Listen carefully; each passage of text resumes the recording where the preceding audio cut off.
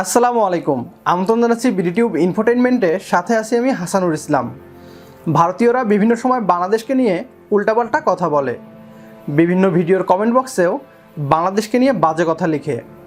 এমনকি প্রবাসে যেসব ভারতীয় বাংলাদেশিদের সাথে কাজ করে তারাও আমাদের প্রবাসী ভাই বোনদের বলে বাংলাদেশ ছোট দেশ, গরিব দেশ। তাদের জবাব দিতেই আজকের এই ভিডিওটি। একজন ভারতীয় নাগরিক নরেন্দ্র মোদীকে বাংলাদেশের অর্থনীতির মডেল ফলো করার জন্য বলছেন, কারণ বাংলাদেশ এখন একটি উন্নয়নশীল দেশের নাম। বাংলাদেশের প্রবৃদ্ধি ভারত ও পাকিস্তানের চেয়েও বেশি।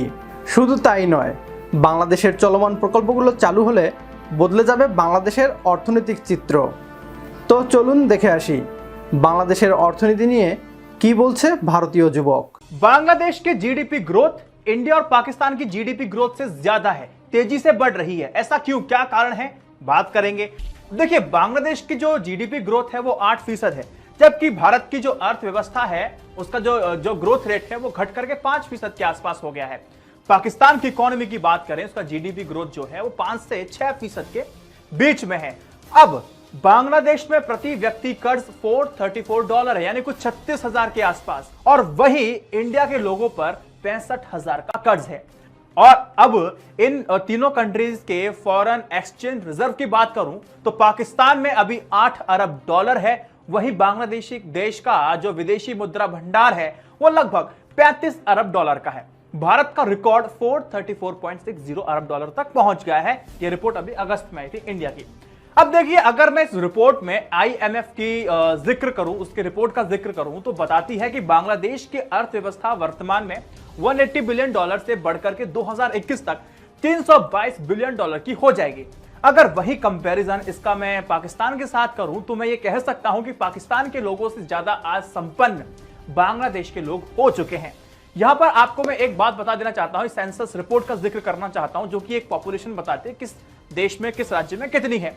1951 में सेंसस रिपोर्ट बताती है कि ईस्ट पाकिस्तान, जो कि आज बांग्लादेश है, उसकी पॉपुलेशन उस वक्त 4.2 करोड़ थी। अब वहीं वेस्ट पाकिस्तान की बात करूं तो उसकी पॉपुलेशन उस वक्त 3.37 करोड़ थी। आज की डेट में कंपैरिजन करें तब से अब का, तो बांग्लादेश की जो आबादी है, जो पॉपुलेशन है, 16.5 करोड़ है, जबकि पाकिस्तान की आबादी करीब 20 करोड़ है, और इंडिया की आबादी माशाअल्लाह 133 करोड़ तक पहुंच गई है। यानी कि बांग्लादेश ने पॉपुलेशन कंट्रोल किया है।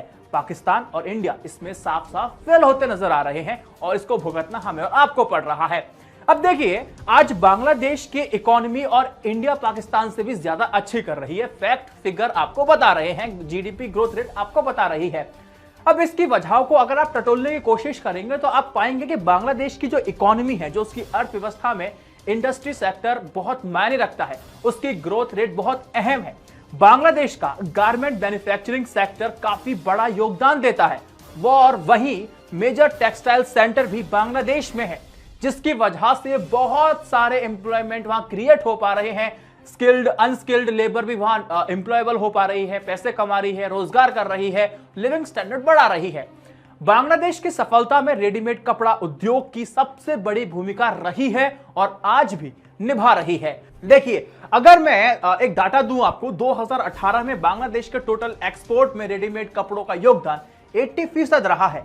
यहां पर मैं आपको एक बात और बता देना चाहता हूं कि 2018 में, ध्यान से सुनना, चाइना ने बांग्लादेश के ढाका स्टॉक एक्सचेंज का 25% हिस्सा खरीद लिया है। अब इसे खरीदने की कोशिश भारत ने भी की थी, लेकिन चाइना ने इसकी ज्यादा कीमत चुकाई और ये डील भारत के हाथ से रेते की तरह फिसल गई।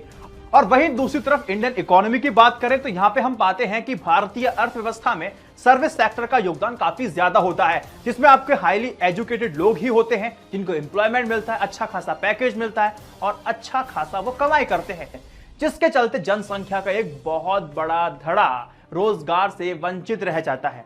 भारत में बीते वर्षों में मैन्युफैक्चरिंग सेक्टर की हालत ज्यादा सही नहीं रही है। अगर आप 10 साल का आंकड़ा पीछे निकालेंगे आपको समझ में आ जाएगा, जिसके चलते स्किल लेबर और अनस्किल्ड लेबर की नौकरियां नहीं मिल पा रही हैं। भारत जैसे, अब एक बात आपको समझनी होगी कि भारत जैसे बड़े देश में जब तक सरकार मैन्युफैक्चरिंग सेक्टर पर ध्यान नहीं देगी तब तक बेरोजगारी का आलम यही रहेगा। हम बात करते रहेंगे और लोग अपना बेरोजगार वाले काम करते रहेंगे, और सरकार डाटा को चुनाव आने के बाद बताती रहेगी, और जीवन पर्यंत ये कहानी चलने वाली है अगर हमने और आपने मिलकर के अपनी आदत नहीं सुधारी।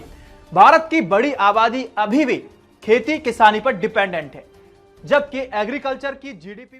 আজকের পর থেকে যদি কোনো ভারতীয় বাংলাদেশকে ছোট করে কিছু বলে তাহলে ভিডিওটি তাদের দেখাবেন। তাদের দেশের নাগরিক আমাদের অর্থনীতি নিয়ে কী বলছে। যদি তাদের লজ্জা থাকে তাহলে আর কখনোই বাংলাদেশকে নিয়ে বাজে কথা বলার সাহস পাবে না। ভিডিওটি অনেক বেশি করে শেয়ার করুন যাতে করে আপনার পরিচিত সবাই জানতে পারে প্রিয় জন্মভূমির এই অগ্রগতির খবর। আজ এ পর্যন্তই। আল্লাহ হাফেজ।